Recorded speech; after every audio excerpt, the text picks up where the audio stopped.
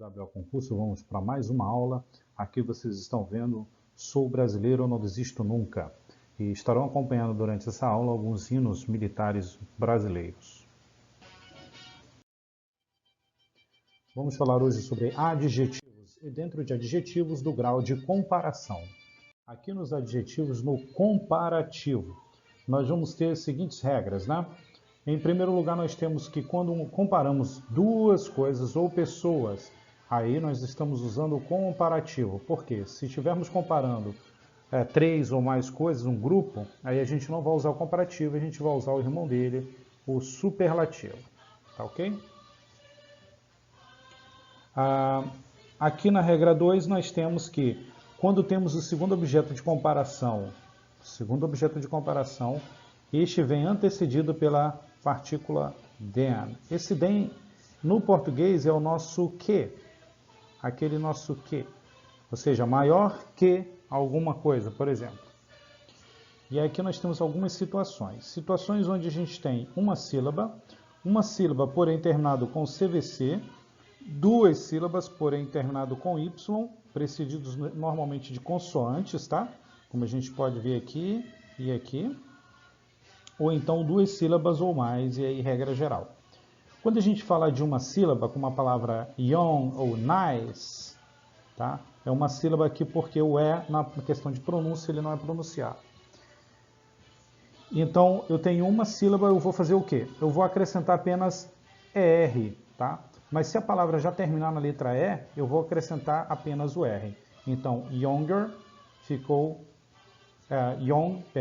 ficou younger, e nice ficou nicer. Agora, se essa palavra termina com CVC, é uma palavra bem curta, terminando com CVC, aí a gente toma um cuidado de dobrar a última letra. A gente dobra a última letra e aí, a partir daí, a gente acrescenta o ER. No caso aqui, bigger ou harder, ok?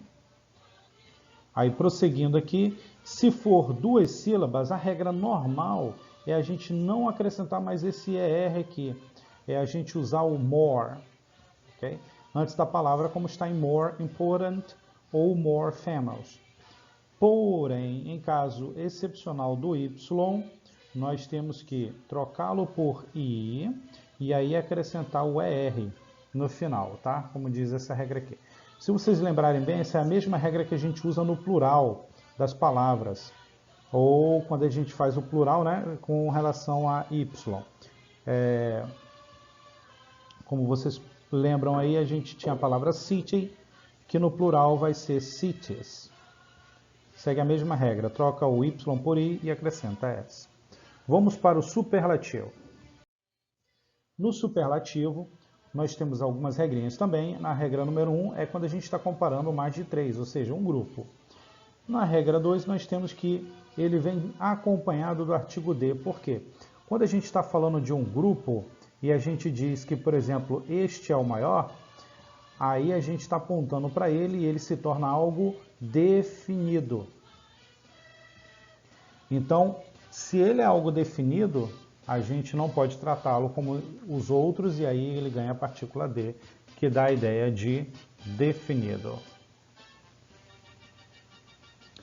E aí as regras da questão das sílabas também seguem igual a gente já viu no outro.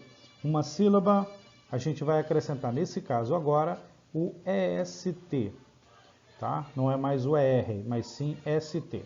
E a gente não tem mais aquela partícula than, tá?